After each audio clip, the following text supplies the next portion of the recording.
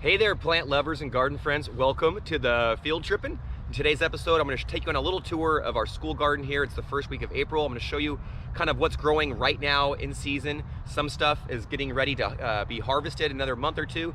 Other crops are going in right now to enjoy this warm weather that we're having. We also have some established blueberry plants that I want to show off, and so you can see how far along they are. Our citrus trees are going nuts. So in today's video, I'm going to take you on a quick little tour, but I'm also going to discuss all the things that we've been doing to prepare for a very successful spring and summer season. That's really what we're all about. We want to have the most success out in the garden. So in today's video, we're going to learn a little bit about what we do here to really ensure that we're going to have a very successful summer season. So let's take a look. All right, so right now we're really, like I said, we've got some potatoes in. Look how beautiful these pansies are looking right now. We actually just got in some peppers. So these are some bell peppers. We did a staggered row, gave them about at least a foot apart, staggered up. We actually put them a little closer than we normally would, but it's just because we have really hot summers here. And so when we plant some of our bell peppers, especially, we don't want them to get sunburned and sun scorched. So we actually plant them a little closer than the usual 18-inch recommendation, and then so that way they can actually kind of grow into each other, hopefully shade each other's fruit early on, and so that way we'll actually, even though they'll be crowding each other just a little bit, hopefully they'll also be protecting each other's fruits with their own leaves and branches to create some shade. You can see right here we've got some beautiful potatoes coming up. We've been hilling those like crazy. Like I said, we got more bell peppers in. We gotta love those bell peppers. More taters, of course, but habaneros are in. Oh, here's a new variety of pepper that I've never grown before that I'm really excited to grow. This one's called candy cane, and we got this down at the Green Acres. And so this one's gonna have like striped fruit. I've never tasted it. I think it should be sweet. I'm not sure how hot it gets. I think it's a sweet pepper, but it should look quite well. It should be a beautiful looking fruit. But what I'm really want to show off is look at all these potatoes that we grew. We did some in single rows, trench style. We've been hilling them up. Here's a double row that we did, and it's growing crazy. I wish I just had more dirt and compost to add to continue to hilling, but it just isn't the case because I only have so much. Right, in here we've got a new variety of jalapeno called the New Mex Lemon Spice from Botanical Interest. It's a jalapeno that they're really little. We grew them from seed, and so they just got out here a little bit ago, and they're not doing the best, but they're gonna perk up now that it's warming up. Gonna kind of cultivate around them. We've had some nut sedge popping up, so we've been definitely tackling the weeds, the warm season weeds that are starting to poke their heads out. So that's one of the things I'd recommend is right now out in the garden, whether you're planting new plants, adding compost. Actually, every hill got a row, got a nice layer of fresh compost, if not 2 layers. We added a bunch. We sifted it and made our own compost here. Here's a really good example. Oh, look, we have ladybugs are everywhere, which is great because I'm seeing tons of ladybugs, but I'm really not seeing a ton of aphid. These potatoes are just now starting to flower, and so, which is a good sign. It means they're starting to form potatoes, but it doesn't mean they're done. So we're going to continue watering. We fertilized them with some organic fertilizer recently, and so we're going to continue hilling the best we can. But like I said, we're almost out of soil to even hill. But we won't pull them out until these plants look completely just emaciated and brown and dead, and that's when we're going to dig them up. And I'll have to do a whole separate video on that. Anywho, so those will be ready probably in about a month to a month and a half is when we'll harvest those. You can see we've got some empty beds here, so we're gonna have to start planting some squash, some zucchini, thinking about doing some cucumber as well. Over here I want to show off, I love that sound of that backup truck, hate those beeps. Right here we've got a whole row of pineapple variety tomatoes. It's an heirloom. They're delicious, they're beautiful, and those just got planted. And so we're actually, you can see here, we're doing a hybrid system for staking. We've got some old cages that we had, but they're not really the most robust. They look pretty, but they're not super strong. And so I've noticed by the end of the season, they're just spilling out of the cages, and worse yet, the cages just flop over and break and fall on the ground, is kind of negating what their whole purpose is. And so what we're going to do is we're use the cages just to kind of corral them a little bit. You can see this cage is actually missing its bottom ring. But what we're going to do is we're going to do a hybrid system with the Florida weave. So we're actually going to run some plant ties, or some string, some strong enough string that won't cut into this, but we'll hold them tight, and we'll do layers from here to the other side where we'll tie it up. And so we'll hopefully kind of pin and hold those those tomato plants up at their stem at different levels as they grow up, and from this one, you know, from one side to the other. We kind of just have these sitting in here. We might even have to pull them up and do them again, get them fresh, pounded in nice. But really, that's going to give us a ton more support. All the tomatoes we're growing, we got rows of cherry tomatoes, we got rows of hybrids, we've got a row of heirlooms, and then we have a whole row here of just a specific grower called Wild Boar Farm. I believe they're out of Napa, and they grow some really freaky tomatoes, and I say freaky in a really good way. They're so unusual, new flavors, new colors, and texture, or I don't know texture, but just new colors, new flavor profiles, various sizes. So I'm really excited. We'll have to come back to these because the Wild Boar Farms are really cool. We have a whole row here of habaneros, so I know they're really spicy, and we're in a school garden, but you know, the kids love the heat, I love the heat, so we're gonna have some fun. Taters are gonna be here, but really this is gonna be our pumpkin patch. So we're gonna be planting some pumpkins here pretty soon, maybe even today actually, from seed.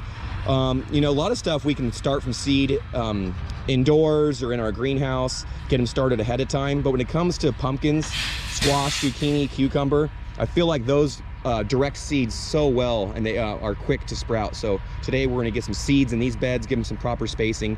They've all been cultivated, and we've added some compost, although it could probably take a little bit more, to be honest. Here we got our leeks, and I'm about ready to take a leek because these leeks look like they're ready to go and be harvested. But take a look at that. They've just done so well for us. We planted those, God, last fall, late fall, early winter, and they are just now cranking out now into this early springtime, doing great. So we've got our tomatoes in. We're considering planting, you know, a row of basil, just nothing but basil, squash, zucchini. We've got some eggplant in there. And as I mentioned, look at all of the blueberries that we have here. And just to give you an example, you can kind of see some of the blueberries already forming.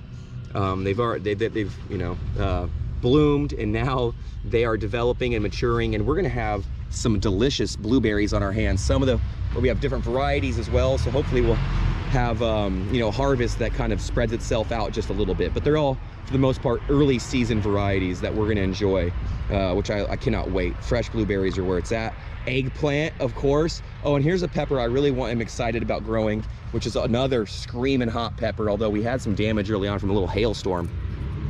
These are some Trinidad scorpions, and they, you can see their leaves look a little bit different, and they are gonna get smoking hot. The fruit on them looks so interesting and has a little tail on there. It's pretty cool.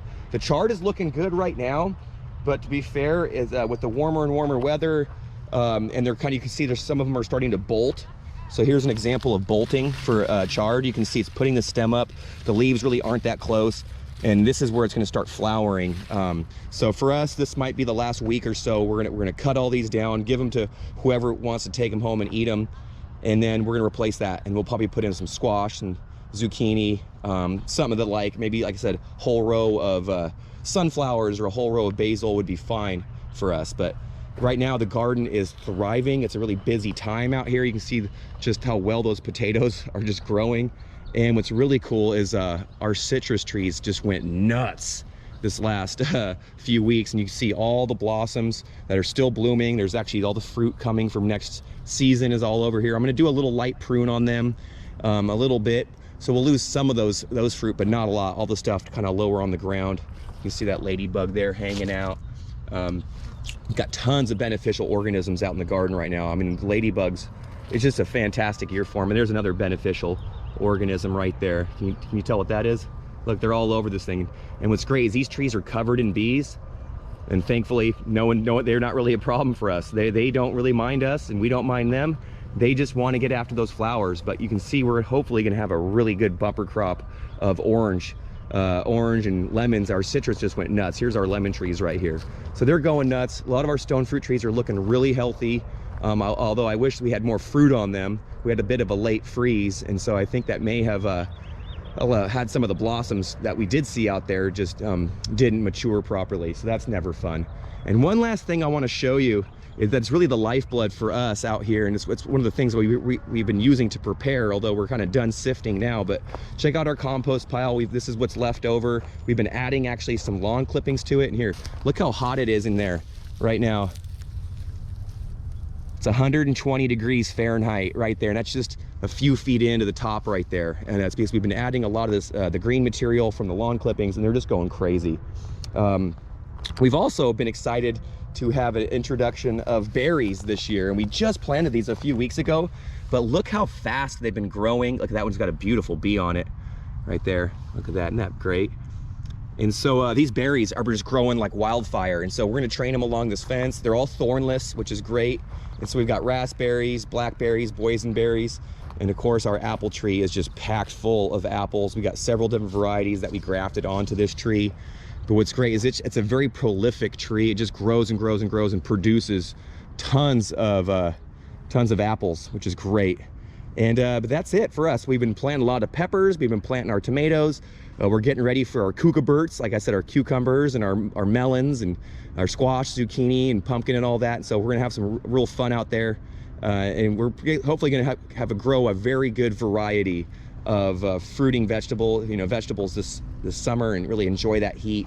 And hopefully we'll get some fruit off some of these trees, like this apium tree right here. You can actually see a lot of its fruit on the tree as well. And so you can see a few there. Oop, bunch down in there. They're all over the place, and they're just now developing. But these ones are gonna be delicious. They'll ripen and they'll look kind of pink and kind of yellow, and they'll just have a great look to them and an even better taste. But that's the garden tour right now.